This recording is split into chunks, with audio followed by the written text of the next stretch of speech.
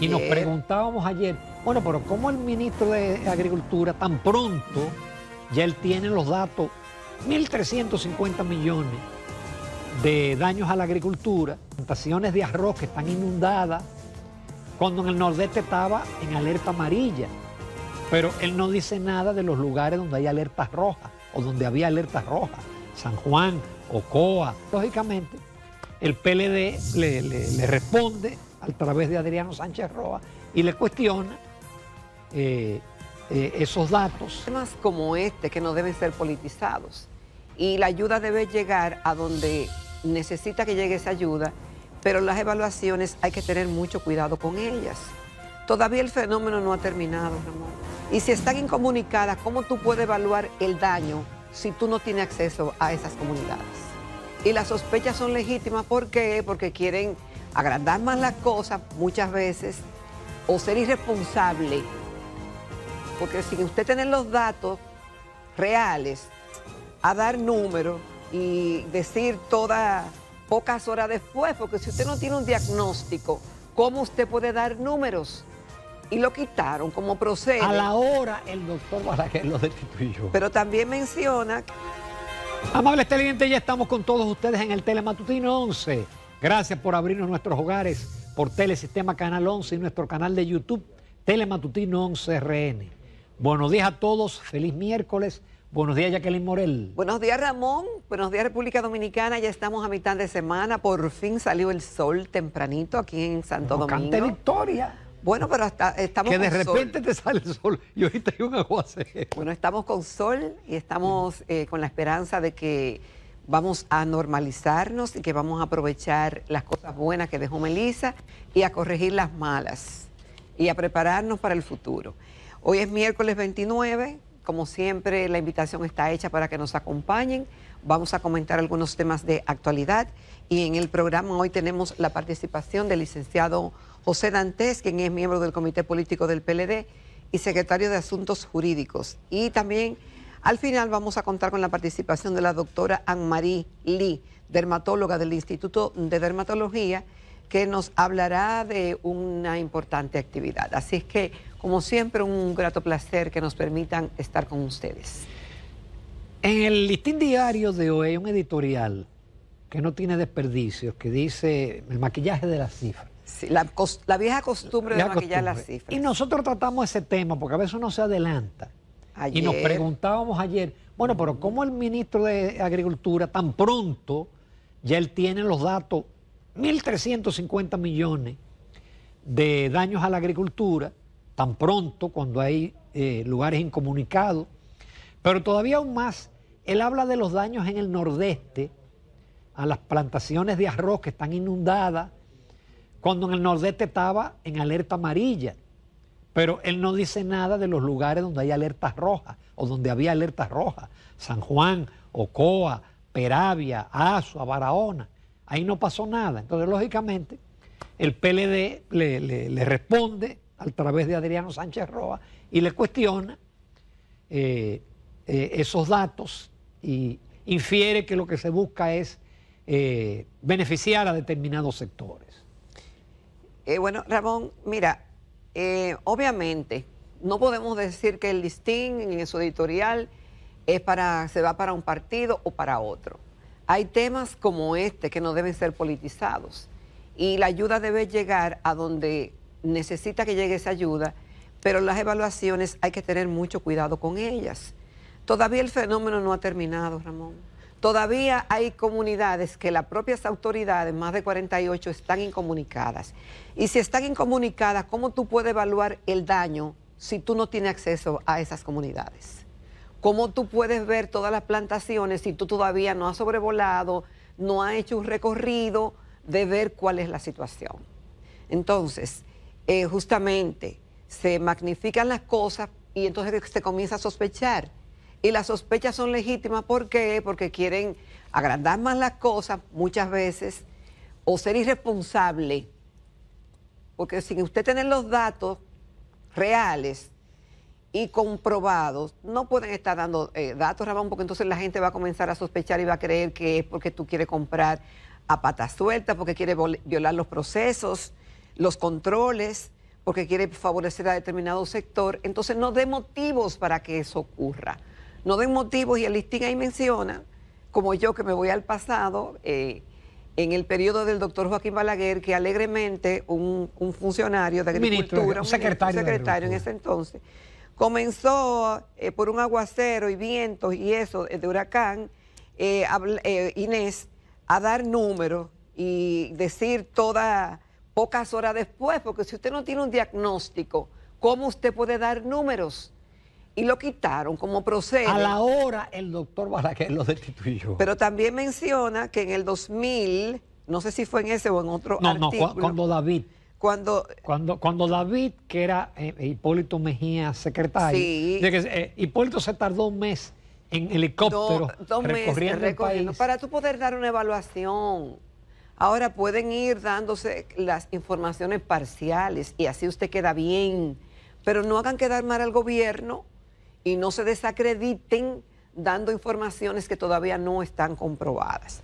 Lo cierto es que habrá que meter la mano porque el agua deja muchos beneficios, pero en países como el nuestro, que hemos maltratado el medio ambiente, que hemos desviado ríos, que hemos talado, que hemos despoblado zonas, la hemos deforestado, donde hay viviendas suicidas, donde hay muchos canales, faltan muchos puentes bien construidos, muchísimas carencias que obviamente que la lluvia pone en evidencia, esas carencias.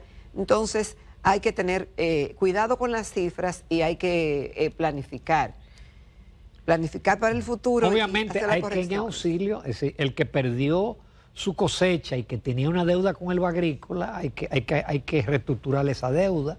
El que no tiene deuda pero perdió, hay que entonces buscarle semilla, hay que ayudar, es decir, hay que socorrer para que después no tengamos escasez de los productos que pudieron haber sido afectados, para que tenga una panorámica global de realmente completa, qué fue lo que ocurrió. Así mismo es. Por otro lado, ayer en la Cámara de Diputados, varios diputados de la oposición, y en eso yo también ayer decía, bueno, no veo todavía la necesidad de una declaratoria de emergencia, porque esto no fue David Federico, esto no es la pandemia, esto no fue Flora, esto no fue Inés, esto no fue, etcétera, David, Federico. O sea, aquí ha habido como 10 declaratorias de emergencia, porque realmente aquí, cuando usted compara con Haití o con Jamaica, que todavía no se sabe lo que ha pasado en Jamaica, aquí ha sido relativamente manejado el problema y lo que tuvimos fue una tormenta tropical. Es decir, el huracán cuando se convirtió en un huracán categoría 4, ya estaba entre Haití y Jamaica y Cuba, y entonces ya no afectó tanto el país. Es decir, no puede calificarse de catástrofe, salvo que las evaluaciones indiquen otra cosa en los próximos días. Y que hasta ahora no lo hemos visto. Hasta ahora hemos visto un número determinado de personas que fueron desplazadas, que no están en sus hogares. Poquísimo. Hasta que baje la lluvia. Ayer hablábamos de 77. Sí. Decía la prensa. No, esos números no nos los inventamos nosotras. Y unas 700 viviendas que dicen las autoridades en este momento que sufrieron daños. No fue que se cayeron, sufrieron daños. Habrá que evaluar esos daños e ir caso por caso en las situaciones de los agricultores y de si se inundaron, lo que se puede rescatar, lo que no se puede rescatar, y hacer previsiones, Ramón, porque si hay determinados rubros que se mojó tanto, que se perdió tanto, habrá que ver entonces qué hacer. Pero es muy preliminar todavía hacer evaluaciones concluyentes de lo que pasó. Y recordamos que fue una tormenta tropical, no hemos tenido, gracias a Dios, un huracán. Lo cual no quita que de aquí a noviembre o en diciembre. Bueno, hasta ahora, esperemos, es de Melissa que estamos hablando. A pesar de que fue un año, este año se declaró que iba a ser sumamente intenso, realmente en lo que se refiere a nosotros y en sentido general al área del Caribe, salvo esta tormenta que se convirtió en el huracán más potente del siglo, no habíamos tenido absolutamente nada. Ayer, postergado, se celebró el 78 aniversario del Banco Central y el gobernador ofreció, como siempre, cifras. La economía dominicana sigue en desaceleración. El crecimiento enero-septiembre fue de 2.2%. Incluso ya el propio gobernador rebaja las estimaciones a 2.5. 7 veces a lo largo del año se ha ido bajando 5, 4, 5, 4, 3, y ya el gobernador dice que será 2.5%.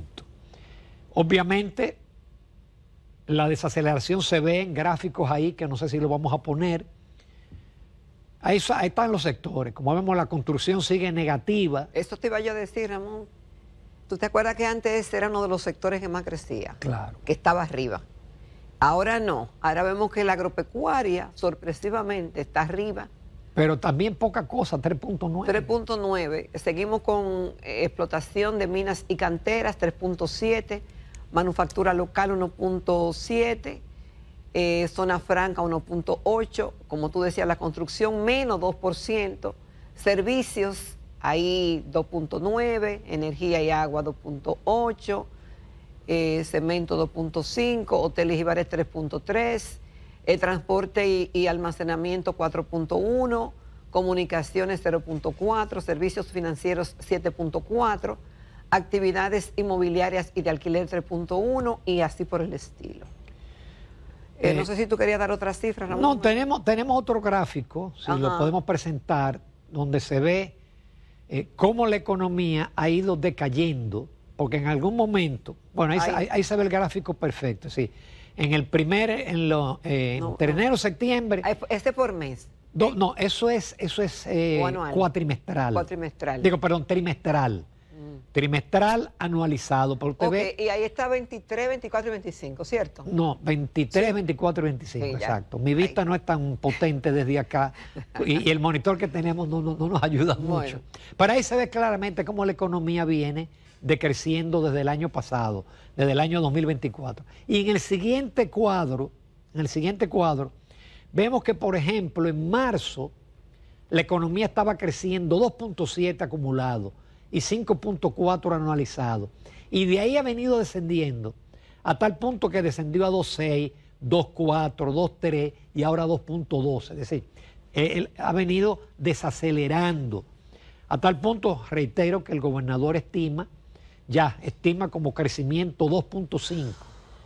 Y eso sujeto, como él dice, a que se dinamice la inversión privada, a que se venza la incertidumbre y a que también el gasto en capital del gobierno se acelere. Bueno, Ramón, obviamente que el discurso del gobernador del Banco Central, el licenciado Valdés Albizu, es optimista y tiene que vender ese optimismo, tanto por la imagen del país como por transmitir eso a los sectores productivos y a la población en sentido general. Y obviamente que frente al panorama que estamos viviendo internacional, con todo lo que ha significado este 2025, el 2.2 es poco para lo que hemos crecido tradicionalmente y el potencial que dicen los economistas tiene nuestra economía, que es de alrededor de un 5%. Con relación a otros países, bueno, no quedamos tan mal. No, y lo que se proyecta... Ya en el discurso él dice, pese a las condiciones adversas prevalecientes en el escenario internacional, el PIB acumula un crecimiento de 2.2 en enero-septiembre, similar al desempeño que exhibirá la región. Exacto. Ahora bien, lo que no les cuadra a muchos economistas, y afortunadamente yo estoy en muchos chats, es que por un lado se habla de las condiciones adversas internacionales, pero por otro lado el gobernador y el mismo presidente dice que van a entrar este año 46.000 millones, que la inversión extranjera directa va a llegar a 4.800 millones, que el turismo va muy bien, que la zona franca va muy bien, que las remesas van muy bien. Entonces usted dice, bueno, pero entonces las condiciones adversas no han afectado al sector externo. Y si no han afectado al sector externo, ¿por qué entonces la economía está desacelerada y por qué la inestabilidad cambiaria? El gobernador dice que el dólar apenas se ha depreciado 2.3, pero comparado con septiembre. En septiembre hubo un mínimo. Ahí se ve ese gráfico que ya yo no le he actualizado, pero el tipo de cambio ayer estaba en 64.40. Y miren el sube y baja. Entonces, si está entrando muchos dólares, ¿por qué está pasando eso? ¿Y por qué la economía está desacelerada si el sector externo está bien? ¿El sector externo tú dices que está bien? Sí, pero como no dice que van a entrar 46.000 millones, que vamos a romper récord con inversión extranjera de 4.800 millones, que el turismo está bien, que la zona franca está bien, que las remesas están rompiendo récord. Ramón, es que no da el dinero. ¿Tú sabes por qué? Porque cada día hay un invento nuevo de gastos nuevos.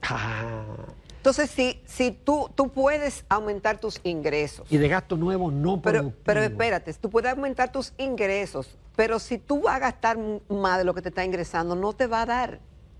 No te va a dar. Ahora, obviamente, el gobernador y la política monetaria del Banco Central tienen que apostar a eso. Y ellos dicen que a pesar de esas condiciones adversas, el Producto Bruto Interno se mantendrá, y tú lo dijiste, similar al de la región. Y lo que se espera es que la economía retorne gradualmente a su crecimiento potencial en los próximos meses. Pero ahí ya no depende de la política monetaria, sino claro, de la fiscal. Oye lo que él te dice. En la medida que se disipa la incertidumbre global. Yo no creo en incertidumbre, señor. Las bolsas de valor en Estados Unidos están a 1000. Especialmente impulsada por la inteligencia artificial. La incertidumbre global no tiene que ver con cómo se distribuye el presupuesto aquí, cómo se gasta. Por eso te digo, entonces, es multifactorial. Que hay algo de cuestiones internacionales, pero hay también del manejo local. Fíjate lo que él dice. Se reactive la inversión privada. ¿Por qué no está activada la inversión privada? Por un tema de confianza y de expectativa. Y dice, y se incremente el gasto de capital del sector público. El gobernador lo dice claro. Tienen que darse todas esas condiciones. Exactamente. Ahora, si no se da, porque la política monetaria en solitario no va a poder. No va a poder. Entonces, esto hay que irlo viendo día a día. Y las decisiones que tome el gobierno serán fundamentales. Y cuando digo el gobierno, a veces no es ni siquiera un ministro. Con el cambio del ministro de Hacienda, se pensó que eso solo no hace una diferencia, señores. Es un conjunto de cosas. Puede haber una buena política monetaria, pero tiene que ir armonizada en propósito con lo que es la política fiscal. Hay otras áreas que hay que reconocer que el Banco Central ha mantenido la estabilidad de los precios, a pesar del altibajo, y también la parte del comportamiento del sector financiero, que va muy bien. Es el sector que más ha crecido, 7%. Ramón, ¿cuál es el sector financiero? Los bancos de ahorro y crédito, las corporaciones de crédito, 7% están creciendo a pesar de la situación, lo cual indica que hay un gran desempeño. Él presentó muchísimas cifras del retorno, de la morosidad, etcétera, etcétera. Mira, y hay un dato, Ramón, que lo habíamos hablado aquí así poquísimas veces, pero que lo confirmó el superintendente de bancos. Porque cuando hay inversión extranjera, y si el dinero lo cogen aquí, es decir, empresas extranjeras acuden a la banca nacional para financiar sus operaciones.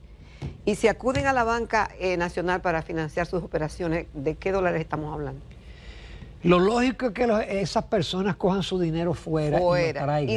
Y si lo están cogiendo aquí, se están endeudando aquí. Ese es otro tema. Mira, eso amerita un análisis. Pero un análisis si eres especial. economista, yo te había hablado de ese tema hace unas cuantas semanas. Pero vamos a apostar. No solamente eso, cuando viene Fitur, eso se presenta como una gran cosa. El banco tal prestó tanto, el otro banco prestó más cuánto y el otro más cuánto. Y tú dices, bueno, lo ideal es que esa gente traigan sus capitales acá y no que nosotros le demos nuestros dólares a ellos para que ellos inviertan en República Dominicana. Pero finalmente lo de Haití, no hay informaciones. Haití está incomunicado. El huracán entró categoría 5 y bajó a categoría 2. Ay, Dios mío. Pero carreteras, hospitales. El primer ministro la declaró al país como zona catastrófica. Pero ahí no hay informaciones sobre realmente lo que pasó con el huracán, que afortunadamente aceleró, aumentó su velocidad a 25 kilómetros por hora y ya está entrando a la parte sur-oeste de Cuba. Aquí seguirán aguaceros esporádicos por los ramalazos de la nubosidad del fenómeno. Así es. Y bueno, Ramón, yo quiero terminar con una muy buena noticia.